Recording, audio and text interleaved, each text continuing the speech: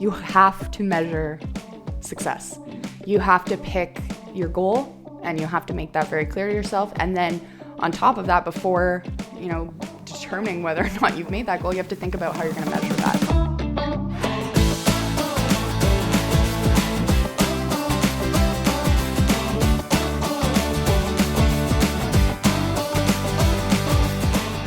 Okay, so today we're going to be looking at YouTube, how to increase sales. Last week in the previous episode, I did an episode about how to increase sales on Instagram, and very similar stuff you're going to hear today, but we got more stats, and Jody's got some more information here to talk about content. So first of all, if you don't have a YouTube channel and you're in business and you're creating content, that's your first mistake. You should be doing something with video. Would you agree? Yes, absolutely. I think, survey after survey determines that video is the most engaging type of content in every industry, no matter what you're working in. So I think everybody needs to incorporate that in their content strategy for sure. Yeah, absolutely. And I mean, video is one of the top, if not the top consumed pieces of content. I mean, you've got the TikTok, you've got Instagram, you've got YouTube, you've got LinkedIn now having video, live video. So, I mean, it wouldn't be important if we didn't see that all these platforms were using it. There's something behind it, right? So I think one of the biggest things that you need to also think about is it's not a direct sales tool. Yeah. I mean, if you want to run a promo or something, that's a lot where the ads come in. You'll see that when you start to watch a video, there's the pre-roll ad. Monday.com was a huge one. I got targeted so many times and it made me look into it later, right? It wasn't like the first time I saw the ad, I'm like, oh, I need that. Yeah. It was, okay, we need a different productivity tool. And they were top of mind. Why? Because they hit me over and over again in those pre-roll ads, and I checked it out, and that was how they sold to me. So. Yeah, and I mean, it's really easy when you can think about it from a viewer or consumer perspective. Because everybody goes on YouTube and searches up like anything that they need to accomplish or want to know more about, or even if you get sucked into that rabbit hole and, are watching the most random stuff. But when you think about when you're watching it, you don't appreciate when somebody just basically makes a sales pitch out of a video. Nobody wants to sit there and watch that unless, it's very specific. It's, part of a campaign, and you make it clear that that's what the video is about. It's about learning more information about this certain product or service. But if not, nobody's going to watch that. No, your sales radar is going to go up and you're going to tune out right away. Exactly. Right? So I think some of the key things that I wrote down here for how to kind of improve your YouTube channel is to be branded. Make sure that you got a YouTube channel name that is on brand with it. So if you're a personal coach, maybe you'll go under your name versus like your business name, because that's what you're going to be under. I mean, you've got like Tony Robbins would have a Tony Robbins channel, right? He wouldn't have like, Tony Robbins Incorporated or whatever. Yeah. I don't know what the name of the actual company is, but things like that, making sure that even in the videos that you have some branding in place. And that could be as easy as, if you're doing let's say you've got a video for an osteopath or somebody that's in a service business. Doesn't mean they have to have the signage on the background, but maybe just have a shirt that has, something on it, some branding in there. Yeah, definitely. And it's definitely in the subtleties because, nobody wants it in their face, but it's kind of social proof in a way, and you're much more reputable if you have these kind of slight indications and this consistency in your brand and in your look and your videos on social platforms everywhere across the board. And YouTube allows you to have trailers, so when somebody comes to your channel for the first time, a video can pre-play that's there. And my suggestion on that is to really have a really warm introduction, welcome to it versus a commercial in there. Making sure that your channel description has a link to your website, so that when they are curious enough to dig deeper and find out more about you, they know how to find you, how to contact you as well. Yeah, absolutely. And I think with YouTube and even with all video content in general, sales are a result of good quality, consistent content. It's not, you make a video with the purpose of selling. No. And while that might sound backwards to some people who are like, oh, I want to use YouTube, video is blowing up, I need to get on this to increase my sales. You can't go in with that solely in mind, because like we mentioned before, YouTube is flooded with content. Like, I don't know the exact statistics, but people, like there's billions of hours to watch on YouTube. And I mean, like, you just have to provide value, and you have to actively think about that every video that you're publishing, because if not, then nobody's going to care. Right. It's not going to matter to anybody. Mm-hmm. And when you're talking about publishing videos, there's some technical things that you need to put into play, giving attention to the title of the video, making sure that it is, I would more so lean towards curiosity driven enough that if somebody saw it in kind of a grid of other videos, that they would seem interested in what that topic is. Your thumbnail image is huge. A lot of people will judge the video or the click based on what the image looks like. And if you're not a graphic designer, get a Canva account. Yep. There's tons of templates. That's what we use. It's fantastic. Yeah. Your description is huge. Your tags, captions. So put captions, because some people will watch the video and will have the captions on that way. And you come down to any type of marketing where it's like the amount of touch points, right? I think the statistic before was like 7 touch points before a message gets across. And the same thing, have those suggested videos at the end of your videos to recommend the next one.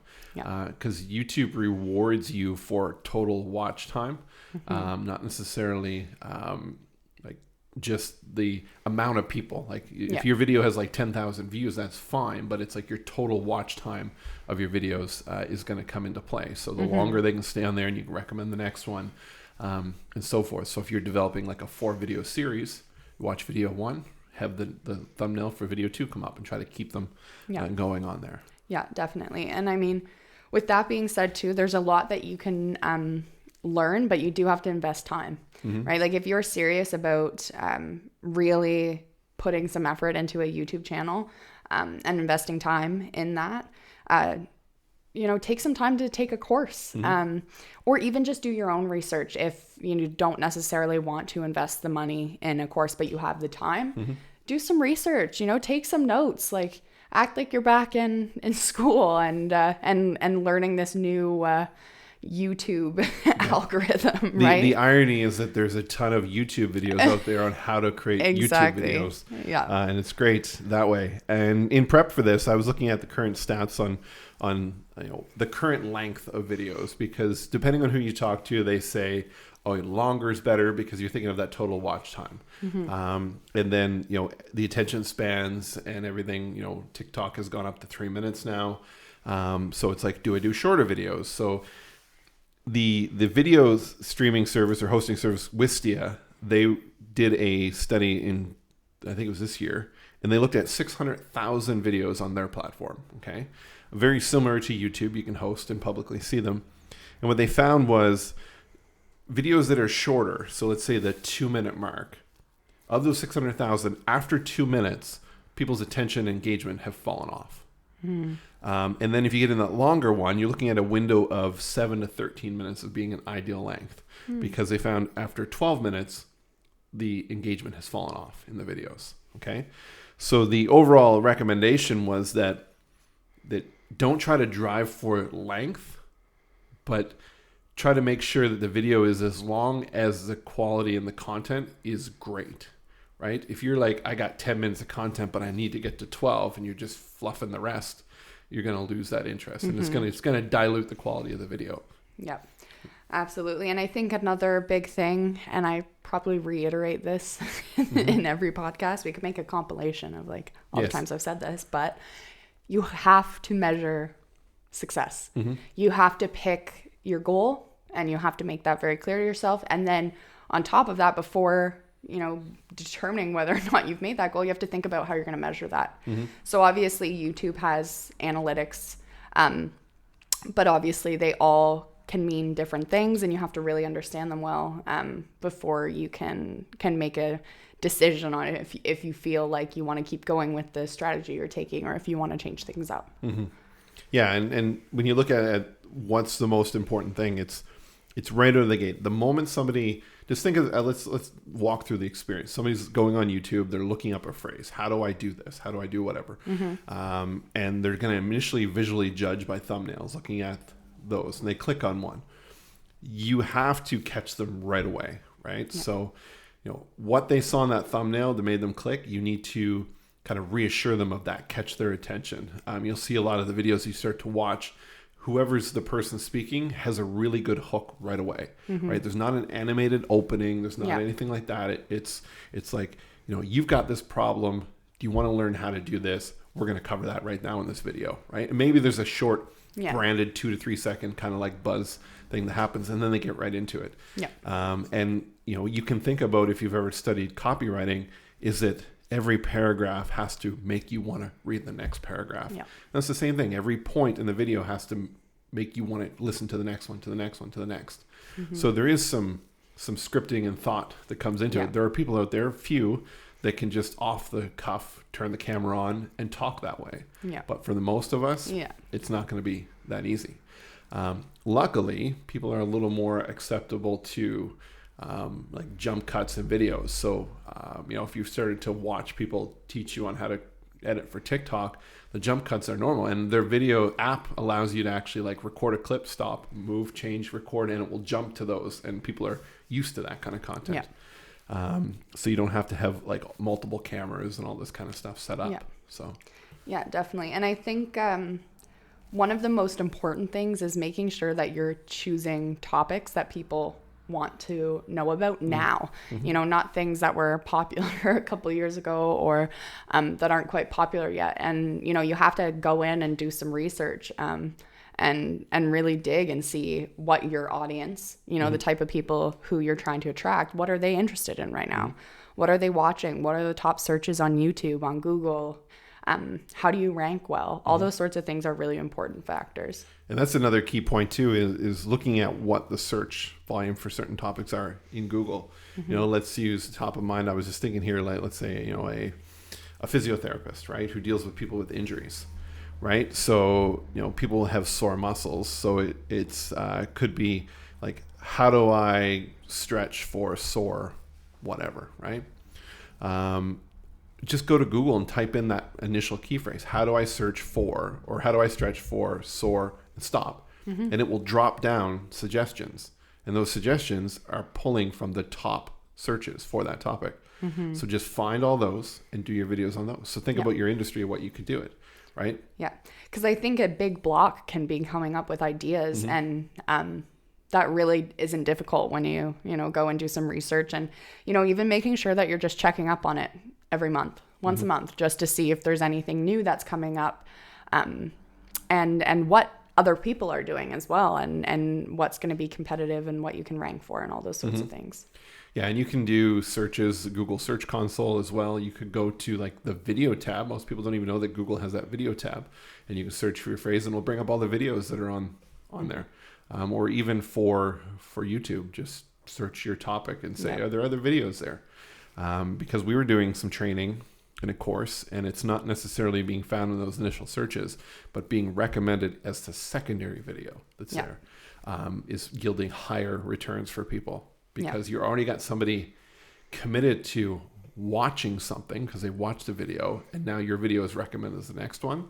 And if you come up, there's a higher chance they're gonna go into it, right? So, what else you got? That was pretty much it. That was a lot. I mean, my background has been in video for, over 20 years, and, it's ever evolving. It's changing. I don't have the secret code for YouTube videos. There are people out there that you'll always look and you'll be like, well, their video is so much better. But I guarantee it, like I've actually closed a sale from a video that had no production value. It was me turning the camera on years ago and just talking on a topic. And somebody found it in a search. It was either recommended or whatever. And they called me just because they liked kind of how I was presenting it. And it turned into a really good project and contract long term. So you don't know who's out there. You just need to stop procrastinating and start putting stuff out, right? I mean, I've held off on TikTok, and I posted my very first TikTok video yesterday. Wow. Yeah. Proud. Not with any purpose. I bought a selfie little light that was at Canadian Tire. It was on clearance, and it was like really bright, and it held my phone. I clipped it in. I'm like, okay, I'm going to try this. And I hit record and just started talking. And then I was like, I should put that on TikTok. And I threw it up there, and people were voting and liking. So it was like, it had, in my mind, I would have never thought to put that on there, but I'm like, Right. why not? Just try it, Yeah. right? Just put some videos out there and see how it goes, and you'll evolve over time.